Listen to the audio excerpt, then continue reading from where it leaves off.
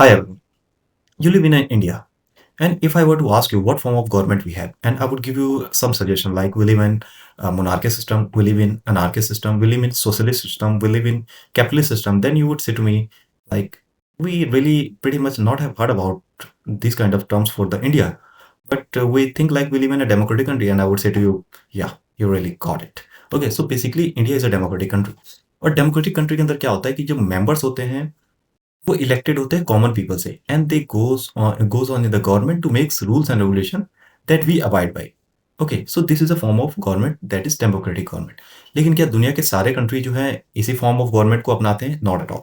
South Korea में, north Korea में जाइए वहाँ पे अलग फॉर्म ऑफ गवर्नमेंट है, चाइना में जाइए अलग फॉर्म ऑफ गवर्नमेंट है, रशिया में जाइए वहाँ अलग फॉर्म ऑफ गवर्नमेंट है, यूएसए के अंदर अलग फॉर्म ऑफ गवर्नमेंट है, वेनेजुएला में अलग फॉर्म ऑफ गवर्नमेंट था। तो बेसिकली 7 से 8 तरीके के गवर्नमेंट फॉर्म ऑफ गवर्नमेंट्स होते हैं जिससे जो देश है जो है वो उन सरकारों से रन की जाती है। तो आइए हम उसके बारे में डिस्कस करते हैं। सबसे पहले हम सिस्टम देखते हैं मोनार्की सिस्टम। तो मोनार्की सिस्टम में क्या होता है कि जैसे कि जो राजा महाराजा है वो उस देश को चलाते हैं। तो आपने ब्रिटेन के बारे में सुना होगा और क्वीन एलिजाबेथ के बारे में सुना होगा। सो वहाँ पे ये मोनार्की सिस्टम है। लेकिन मोनार्की सिस्टम भी आप बोलेंगे कि क्या इस टाइम में भी ये प्रिवलेंट है? Haven't it become obsolete system? या absolutely it has become obsolete system, but just for the imaginary purpose they had been this concept has been keep on going as of now. तो monarchy system भी 2 तरीके का होता है। एक होता है कि एब्सोल्यूट है और एक है कॉन्स्टिट्यूशनल सिस्टम। तो एब्सोल्यूट सिस्टम के अंदर क्या होता है कि जो वहाँ का राजा होता है, उसके पास जो है एब्सोल्यूट पावर होता है, अनरिस्ट्रिक्टेड पावर होता है कॉन्स्टिट्यूशन में। जैसे कि आपने केस सुना होगा सऊदी अरेबिया का। सऊदी अरेबिया में एक नाम है एमबीएस, मोहम्मद बिन सलमान। तो वो एक किंग है और उनके पास अनरिस्ट्रिक्टेड पावर है कि वो भी किसी भी लॉ को जो है वो ऑल्टर कर सकते हैं और बना सकते हैं। तो this is called absolute power.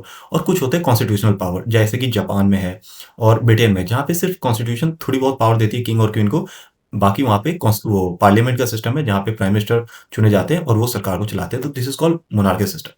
अब दूसरी सिस्टम आता है सोशलिस्ट सिस्टम, जो कि इमेजिनरी सिस्टम है। सोशलिस्ट सिस्टम ये जो पुराने टाइम में चलता था। सोशलिस्ट सिस्टम में क्या होता है, मिक्स्ड इकोनॉमी होती है जिसमें गवर्नमेंट कहती है कि लैंड लेबर जो है प्राइवेट को दे दो, वो अपने आप प्रोडक्शन करेंगे, लेकिन उसका डिस्ट्रीब्यूशन कैसे होगा कंट्री के अंदर हम डिसाइड करेंगे और वो इक्वल डिस्ट्रीब्यूशन करेंगे।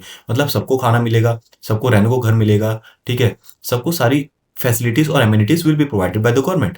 But there is a loophole in that system, socialist system में, कि जब सबको इक्वालिटी मिलेगी, सबको एक तरीके का ही दर्जा मिलेगा, तो लोग काम क्यों क्यों करना चाहेंगे? Basically there will be no progress in their GDP. So socialist economy जो है ये एक इमेजिनरी फॉर्म ऑफ गवर्नमेंट है। It has not been in active mode since then. उसके बाद आती है डेमोक्रेसी। डेमोक्रेसी आपको पता होगा कि it is the most prevalent and most accepted form of government in the whole world. तो डेमोक्रेसी में क्या होता है कि जो मेंबर्स होते हैं they are elected by the common people and they run the government, ठीक है, जिसमें लोगों की, आम जनता की बातें जो है वो सुनी जाती है। तो दिस इज डेमोक्रेसी।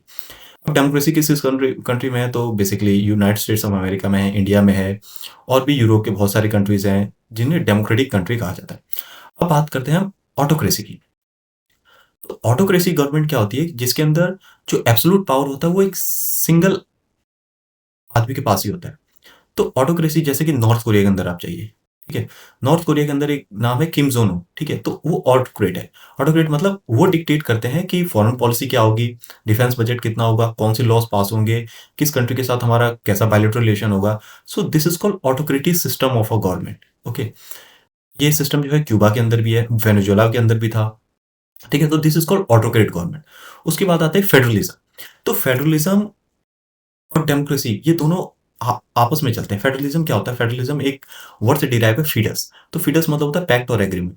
तो आपको मैं एक एग्जांपल देता हूँ। Let's take an example of United States of America and it consist of around 50 states. Okay, so the major states of it are California, Texas, Ohio, Washington DC, Minnesota. So these are the states of. लेकिन इतने बड़े country को अगर वहाँ पे 2 power होती है, एक सेंट्रल पावर और एक स्टेट पावर। तो क्या सेंट्रल के अंदर जो बैठे लोग हैं, वो 50 स्टेट्स के प्रॉब्लम को जो है एज़्यूम करके कोई भी लॉ बना सकते हैं? ऐसा कभी नहीं हो सकता कि जो नॉर्थ डकोटा का प्रॉब्लम है, वो साउथ डकोटा की भी हो, जो ओहायो का प्रॉब्लम है, वो टेक्सास का भी हो, जो कैलिफोर्निया का प्रॉब्लम है, वो न्यूयॉर्क को भी हो, ओके, जो पेंसिल्वेनिया की प्रॉब्लम है, वो वाशिंगटन डीसी की हो। तो ये बहुत ही ज़्यादा हौच-पौच काइंड ऑफ सिचुएशन होता है। तो यहाँ पे सेंटर क्या कहती है कि जितने भी स्टेट्स हैं, 50 स्टेट्स हैं, हम आपको पावर देते हैं कि आप भी अपने स्टेट के लिए रूल्स एंड रेगुलेशन बना सकते हो अकॉर्डिंग टू योर फैसिलिटीज और according to the kind of amenities that you want to give to your citizen. लेकिन जो ओवरऑल लॉज रेगुलेशन पूरी कंट्री के लिए बनाएंगे, वो हम अपने पास रखेंगे, आपको भी थोड़ा पावर देंगे। तो this is called federalism system, where the central gives a little bit power to the state, but the majority of the powers is kept in the hands of the centre. So federalism जो है वो India के अंदर भी है। अब आता है ओलिगार्की काइंड ऑफ सिस्टम।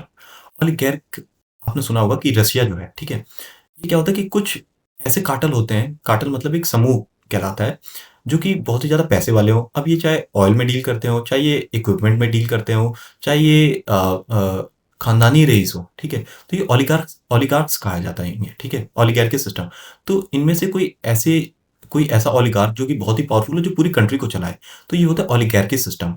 लेकिन ये रशिया के अंदर बहुत ज़्यादा प्रिवेलेंट था, लेकिन जब से पुतिन प्रेज़िडेंट बने हैं, तब से they have taken a strong action against this kind of system, and the oligarch system has been dissolved at this point of time, and its effect has been minimized. Okay, तो this is called oligarchy. उसके बाद आता है communist system. तो communist system जो होता है, ये आपने सुना होगा कि जो चाइना है, it is a communist government. तो कम्युनिस्ट गवर्नमेंट के अंदर क्या होता है कि गवर्नमेंट बताती है कि देखिए, हम आपको इतनी सारी सुविधाएँ, एमिनिटीज़ देंगे और आप ये चीज़ें प्रोड्यूस करो। जैसे चाइना की गवर्नमेंट है, वो कभी एआई पे बहुत ज़्यादा काम करवाती है, कभी ड्रोन्स मैन्युफैक्चरिंग पे, कभी वॉरशिप पे, नेवल पे, कभी एक्सपोर्ट पे। तो वो ना बहुत ज़्यादा फैसिलिटीज़ देती है अपने कॉमन पीपल को, कि आप प्रोडक्शन करें, और वो बताती भी है कि किस-किस मतलब जो रोड मैप है, वो डिसाइड करती है कि कैसे करना है ये सारी चीज़ें। तो this is called communist system of government. तो ये चाइना के अंदर बहुत ज़्यादा प्रेवलेंट है। उसके बाद आता है एनार्किज़्म सिस्टम। तो एनार्किज़्म सिस्टम क्या होता है? ये एक इमेजिनरी सिस्टम है। जैसे मान के चलिए कि हमारे इंडिया के अंदर कोई सरकार ही नहीं होती, ना बीजेपी होती, ना कांग्रेस होती, कोई भी सरकार नहीं होती।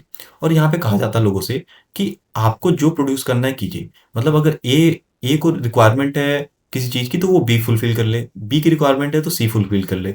लेकिन इसका बहुत बड़ा डिमेरिट जो इकोनॉमिक्स मानते हैं वो ये है कि अगर कोई दिशा ही नहीं होगा किसी कंट्री का, तो आगे कैसे बढ़ेगी? ठीक है? How the countries will spearhead it's economy?